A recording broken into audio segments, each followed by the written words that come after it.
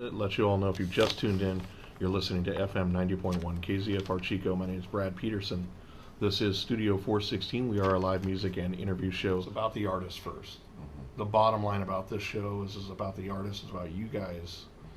I get the thrill of being able to interview guys like you every Saturday on this show. But that's what this show is about.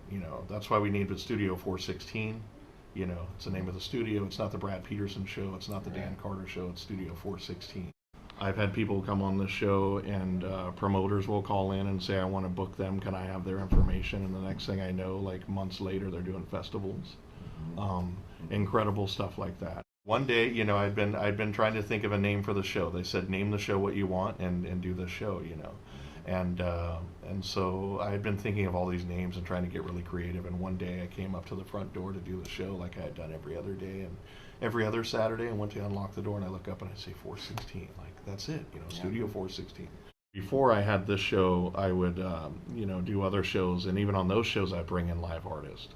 So that's where I found my niche here at KZFR. Is I love bringing in live artists, because it's never enough for me if I hear like a good song on the radio, or if I hear a good song in a club or a live act or whatever.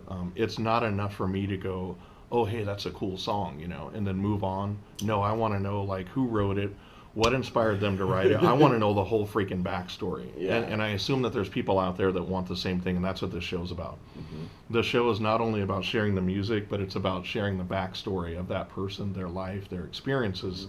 The ironic thing is no matter how long I do this show, there's still somebody that comes in that's new that I hadn't heard yet in this town. It's unbelievable. After 2 years of doing this show, there are still artists that I still have not heard yet, and they come in, and I'm surprised every time. I'm pleasantly surprised every time.